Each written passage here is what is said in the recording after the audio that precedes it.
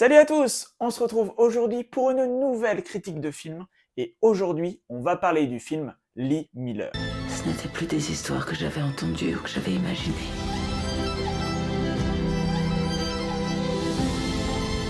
C'était bien réel.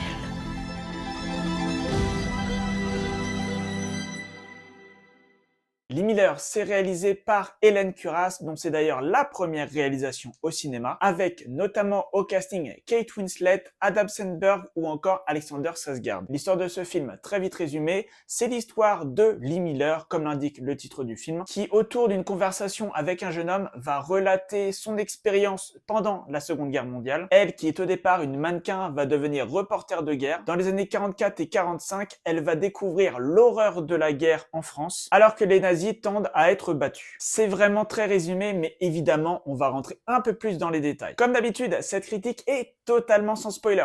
Ne vous inquiétez pas, vous pouvez la regarder, vous ne serez pas spoilé. Lee Miller est donc incarné par Kate Winslet, une actrice qu'on ne présente plus. Et comme je le disais, le film débute sur cette conversation entre Lee Miller et un jeune homme, ce qui va servir une double narration. D'un côté, la discussion entre les deux personnages, et de l'autre, en image, tous les moments de vie qu'elle va raconter. Lee Miller, c'est un film qui est profondément féministe. Pourquoi féministe ?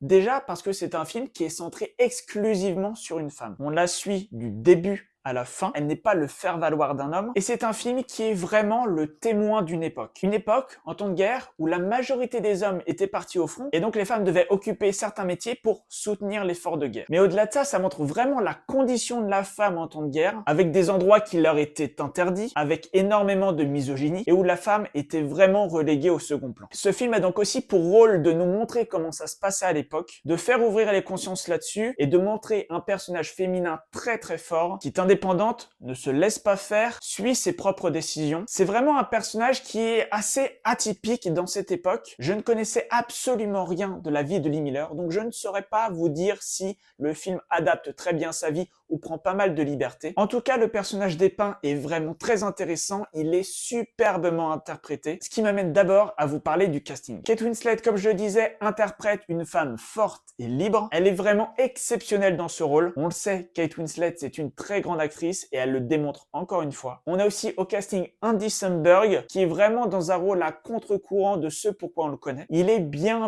loin de Brooklyn Nine-Nine et ça fait vraiment plaisir parce que c'est un personnage qui est un peu sidekick, mais qui est vraiment très intéressant. On a aussi le personnage d'Alexander Skarsgård qui lui est un petit peu moins présent mais qui fait très bien le taf. Il a un peu moins de présence donc un peu moins de choses à jouer, mais il s'en sort quand même plutôt pas mal. Et on aura aussi quelques petits rôles secondaires. Le film se passant notamment en France, on a le droit aux apparitions de Patrick Mills et de Marion Cotillard. Ils sont pas hyper présents à l'écran, mais ça fait plaisir de les voir. Le casting est donc un point fort de ce film, mais ce n'est pas le seul. Comme je vous l'ai dit, c'est un film féministe qui est là pour parler de la condition de la femme, pour relater des faits, pour montrer aussi que derrière le front, la vie était pas facile et que les femmes devaient vraiment batailler pour se faire une place dans la société. J'ai trouvé que le scénario était intéressant, il y a quelques twists, notamment en fin de film, qui sont vraiment très bienvenus. Le film est vraiment poignant. Au départ, on se laisse emporter par cette histoire et à mesure que le film avance, l'histoire prend de plus en plus au tripes. Ça montre de façon très brute l'horreur de la guerre et c'est un rappel bienvenu dans l'époque actuelle. Et la narration de ce film brut est vraiment servie par de longs silences. À de nombreuses reprises, on a de longs silences qui sont bien plus évocateurs que tous les dialogues qu'on pourrait avoir. À ces moments-là, on sent la détresse des personnages, on sent la détresse de ce monde et en plus, on a le droit à une photographie qui a de très nombreux moments vraiment très grises, à tel point qu'on est presque sur du noir et blanc, notamment des scènes de dévastation, notamment des scènes de camp. Ça marque bien la dureté de la vie et l'horreur de la guerre. C'est un film qui, pour ça, est vraiment troublant. S'il y avait quelques points négatifs à dire, je dirais que on n'a pas assez de moments vraiment sur le front. Le film va plutôt nous montrer l'horreur de la guerre après le passage des combats. Lee va en fait se charger de photographier les ruines et les cadavres. On a quelques scènes en plein conflit,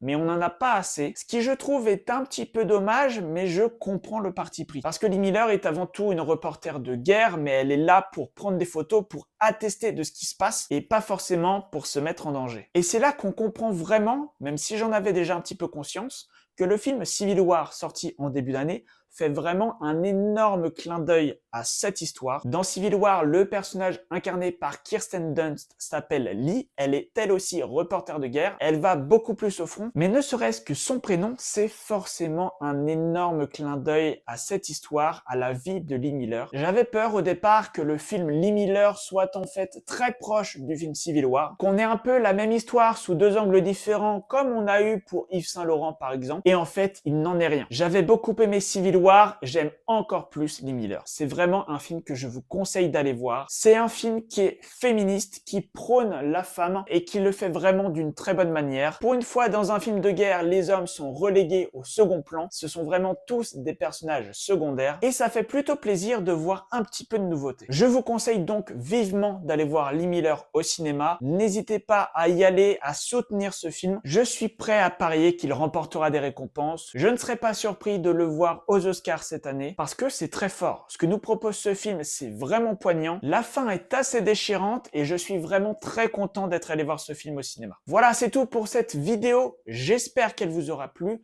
Si c'est le cas, comme d'habitude, n'hésitez pas à mettre un like et à me le dire dans les commentaires. N'hésitez pas aussi à vous abonner et à mettre la cloche, c'est très important. On se retrouve très vite pour de nouvelles vidéos. Mais en attendant, portez-vous bien.